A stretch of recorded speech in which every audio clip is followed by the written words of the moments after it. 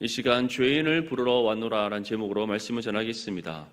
예수님께서는 가버나움에서 한 중풍병자를 고치셨습니다. 이 중풍병자는 홀로 주님을 찾으러 올 수 없기 때문에 사람들이 이 중풍병자를 그가 누운 상에과 함께 들고서 예수님을 찾아왔습니다.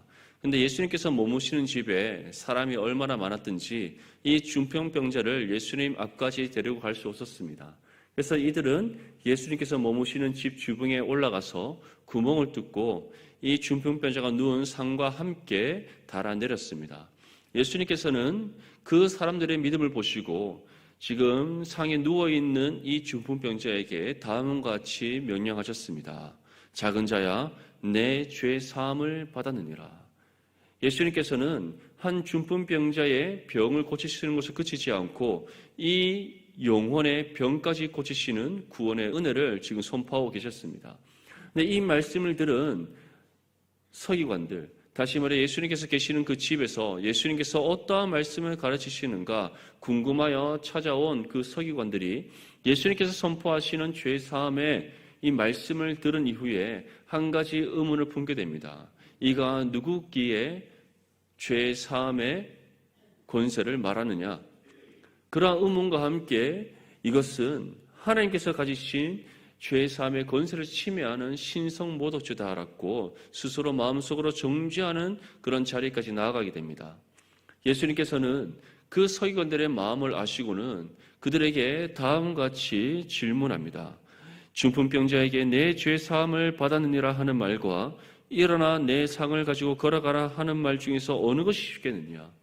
이 말씀은 곧 예수님께서는 중풍병자의 죄를 사하실 뿐만 아니라 이 병도 고칠 수 있는 전능하신 하나님이시라는 사실을 지금 전하고 있는 겁니다.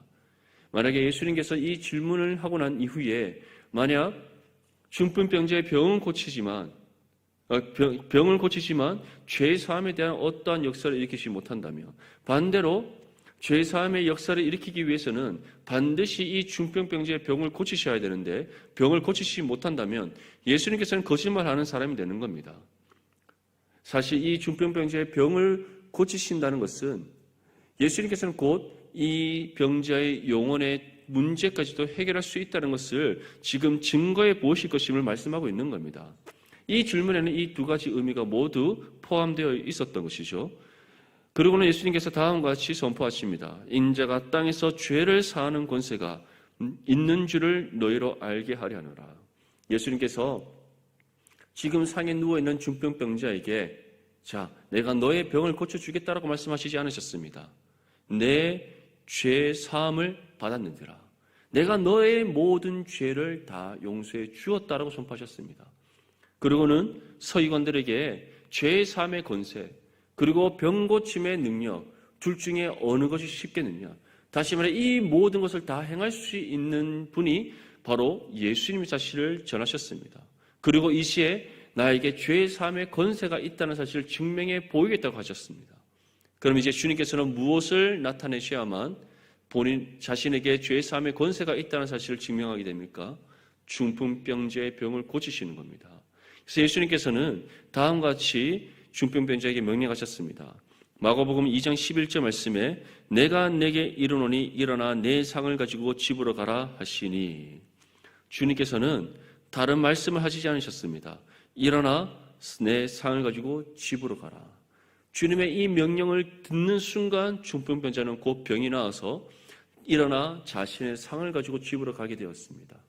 주님께서는 이 사건을 통하여서 예수님께서 이 땅 가운데 오신 하나님의 독생자라는 것, 진정한 구원자시라는 것, 구약에 예언된 메시아가 이 땅 가운데 오셨다는 사실을 친히 증거하시고 증명해 보이셨습니다.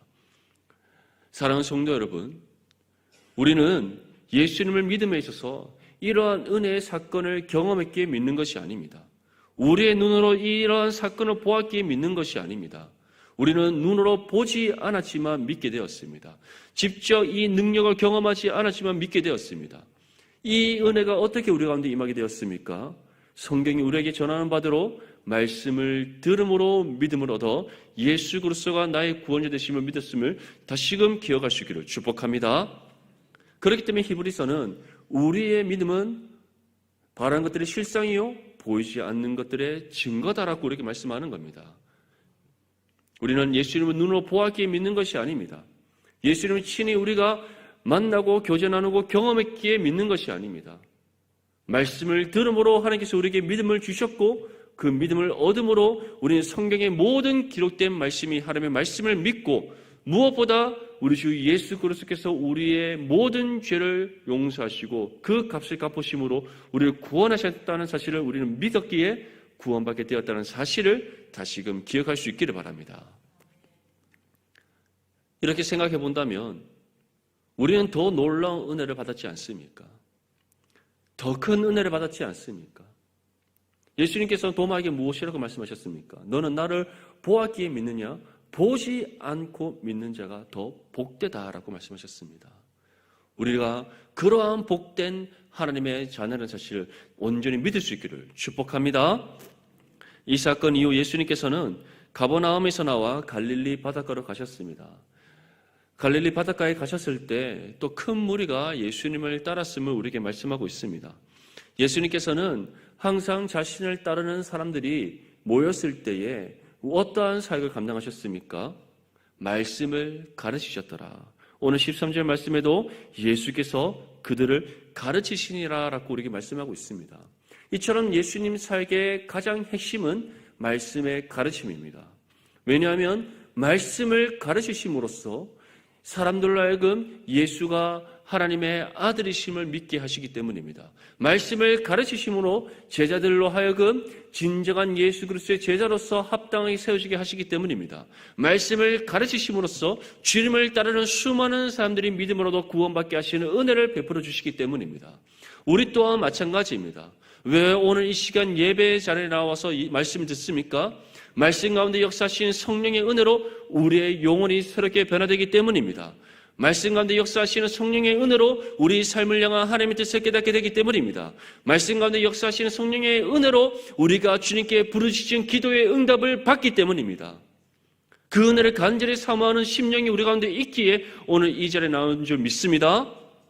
사랑하는 성도 여러분, 주님의 은혜의 능력은 말씀에서 이루어집니다. 주님의 능력의 역사는 말씀을 통해 이루어집니다. 주님의 은혜의 풍성함이 말씀을 통해 우리에게 주어집니다. 이 사실을 믿고 언제나 말씀 가운데 깨어있는 저와 여러분들이 되기를 간절히 소망합니다. 예수님께서는 갈릴리 바닷가에서 말씀의 사역을 마치신 이후에 다시 가버나움으로 들어가셨습니다. 예수님께서 가버나움으로 들어가신 이유는 한 사람을 만나시기 위해서입니다. 그 사람이 누구라고 오늘 말씀하고 있습니까? 알페오의 아들 레위. 마태복음에는 이 레위를 가리켜 마태라는 다른 이름으로 또 부르고 있습니다. 예수님께서는 바로 이 레위, 알페오의 아들 레위를 만나기 위해 가버나움으로 다시 들어가셨습니다. 이 레위는 어떠한 사람입니까? 세리라는 직업을 가진 사람이었습니다. 본문 14절 말씀에 또 지나가시다가 알페오의 아들 레위가 세관에 앉아있는 것을 보시고 그에게 이르시되 나를 따르라 하시니 일어나 따르니라. 가버나움은 갈릴리 서북쪽에 있는 도시였고 이 가버나움에는 큰 세관이 있었습니다. 로마의 군대가 주둔하는 곳이었고 큰 세관이 있는 큰 성읍이었습니다.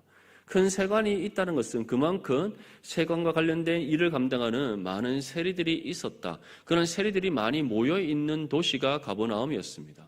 그리고 이 가버나움에서 세리로서 이 직업을 가지고 살아가고 있던 한 사람이 바로 오늘 주님께서 만나신 알페오의 아들 레위입니다. 근데 주님께서는 이 레위가 세관에 앉아있는 것을 보시고는 무엇이라고 말씀하셨습니까? 나를 따르라. 주님께서는 레위에게 다른 말씀을 하시지 않으셨습니다. 나를 믿어라.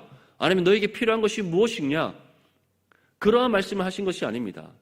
단지 나를 따르라라는 하나의 말씀을 하셨을 뿐입니다. 근데 이 말씀을 듣고 난 이후에 레위는 어떻게 행동합니까? 일어나 따르니라. 레위는 예수님께 어떠한 질문을 하지 않았습니다. 왜 저에게 당신을 따르라고 합니까? 제가 왜 당신을 따라야 하는 이유는 무엇입니까? 어디로 따르라는 것입니까? 어디로 가라는 것입니까? 어떠한 질문도 하지 않습니다. 나를 따르라는 예수님의 명령에 즉각적으로 순종하여 예수님을 따랐더라라는 말씀밖에 없습니다. 여기서 예수님을 따르라는 것은 바로 너가 지금 갖고 있는 옛 삶을 다 벗어 던져라는 것을 뜻하는 겁니다. 예수님께서 베드로와 안드레를 부르실 때 어떻게 하셨습니까? 더 이상 고기를 낚는 어부가 되지 말고 사람을 낚는 어부가 되어라. 나를 따르라 말씀하셨습니다. 야고보와 요한에게도 무엇이라고 말씀하셨습니까? 나를 따르라고 말씀하셨습니다. 이 부름에 즉각적으로 순종한 베드로와 안드레, 야고보, 요한은 자신의 가족과 그가 가지고 있던 모든 소유까지 다 내려놓고 주님을 따르는 제자의 삶으로 나아갔습니다. 레위 또한 마찬가지입니다. 세리였던 레위는 길을 지나가시던 중 주님께서는 세간에 앉아있는 레위를 보시고 나를 따르라 말씀하셨을 뿐입니다. 이 부름에 레위는 어떻게 반응했다고 말씀하고 있습니까? 세리로서의 직업, 그가 가지고 있던 그 모든 것들 다 내려놓고 이전에 그의 모든 삶을 모두 다 벗어 던져버리고 주님을 따르는 제자의 삶으로 나아갔다라는 단 하나의 말씀밖에 없습니다. 사랑하는 성도 여러분, 우리는 지금 어떻습니까? 예수 그리스도를 믿어 구원받은 하나님의 자녀로서 구원받아가 동시에 우리 옛 죄의 삶이 예수 그리스도의 십자가에 못 박아 죽었다는 사실을 믿는 하나님의 자녀로서 이전의 모든 옛 죄의 습관을 다 벗어 던져버리고 주님을 온전히 따르고 있습니까? 주님 말씀의 가르침을 따라 신실하게 순종하며 살아가고 있습니까? 주님께서 말씀을 통해 우리에게 깨닫게 하시는 바 그 뜻을 따라 살아가고자 내 자신을 저 죽기까지 복종하고 있습니까? 아니면 구원받은 하나님의 자녀라고 입술로는 고백하지만 실제로는 여전히 나의 옛 죄의 습관에 머물러 있지 않습니까? 그 옛 죄의 습관을 쫓아 살아가고 있지 않습니까? 여전히 내가 이전에 살아가고 있던 삶의 방식을 다 벗어 던져버리지 못한 채 그 하나의 끈을 붙잡고 세상과 타협하며 살아가고 있지 않습니까? 오늘 이 시간 결단할 수 있기를 바랍니다. 레위가 주님의 부름에 즉각적으로 순종하여 자신의 모든 옛 삶을 다 벗어 던져버렸던 것처럼 우리의 모든 옛 죄의 삶이 예수 그리스도의 십자가에 못 박아 죽었다는 사실을 믿으며 온전히 주님만을 신실하게 따르는 제자로서의 삶을 살아갈 수 있기를 축복합니다. 예수님의 부름에 순종할 외에는 예수님을 자신의 집으로 초대합니다. 그런데 예수님께서는 이 레위의 집에 지금 누구와 함께 있다고 말씀하고 있습니까? 예수님과 제자들뿐만 아니라 세리와 죄인들이 함께 있더라라고 우리에게 전하고 있습니다. 우리 본문 15절 말씀 함께 읽겠습니다. 시작. 그의 집에 앉아 잡수실 때에 많은 세리와 죄인들이 예수와 그의 제자들과 함께 앉았으니 이는 그러한 사람들이 많이 있어서 예수를 따름이로라. 아멘. 예수님께서 레위의 집에 앉아서 함께 식사의 교제를 나누는데 거기에 예수님과 제자들뿐만 아니라 또 누가 있다고 말씀하고 있습니까? 세리와 죄인들이 있더라. 여기서 세리라는 것은 바로 레위의 옛 직장 동료들을 뜻하는 것이고 죄인들이라는 것은 바로 이 레위의 지인들을 뜻합니다. 친구들을 뜻합니다. 그런데 세리면 세리지 죄인들이라고 왜 표현했는가? 이 죄인들이라는 것은 이 당시 유대교의 율법주의를 따르지 않는 사람들입니다. 다시 말해 내가 유대인이고 유대교에 속해 있는 사람이지만 율법을 온전히 지키지 않는 부도덕한 사람들, 유대인의 입장에서 특별히 바리새인과 서기관들 같은 종교 지도자들의 입장에서 유대교의 율법을 잘 지키지 않는 오늘날 우리로 따지면 날롱 신자와 같은 사람들입니다. 이 사람들을 율법주의의 하나의 기준을 가지고 평가를 하는 겁니다. 너희는 율법을 제대로 지키지 않으니까, 율법의 규례를 똑바로 다 행하지 않으니까 너희는 죄를 범하는 사람들이야. 이렇게 낙인 찍힌 사람들입니다. 그러한 사람들과 예수님이 함께 식사의 교제를 나누더라.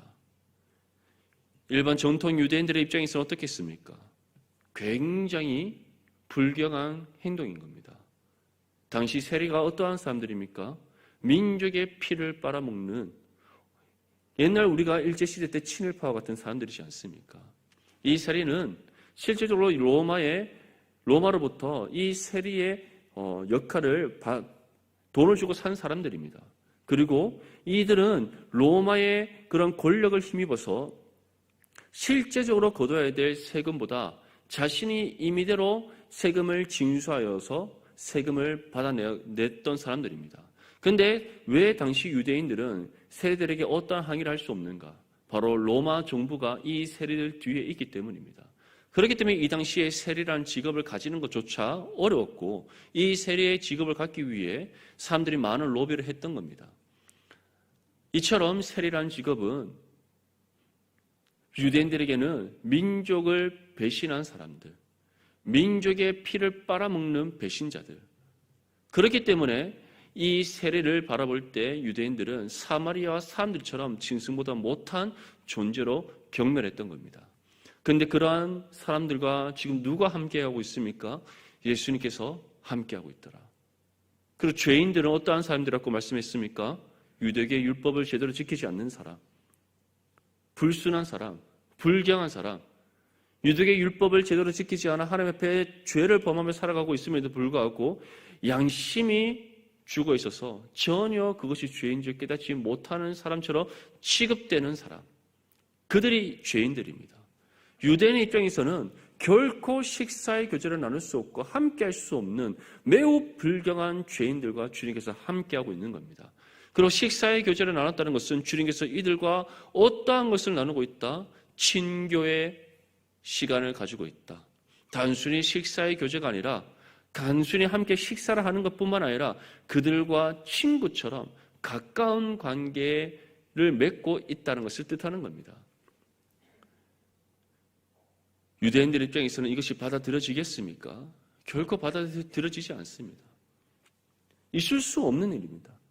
하지만 주님께서는 아무렇지 않게 제자들과 함께 이 레위와 세리와 죄인들과 함께 식사의 교제를 나누더라. 그런데 그때 어떠한 일이 일어났다라고 우리에게 전하고 있습니까?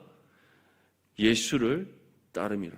어떠한 사람이? 바로 세리와 죄인들과 같은 이러한 사람들, 유대인으로부터, 정통 유대인들로부터, 그리고 이 유대교의 종교 지도자로부터 죄인이란 낙이 찍힌 이 사람들이 많이 있어서 누구를 따른다? 예수를 따름이라. 분명히 기억하십시오.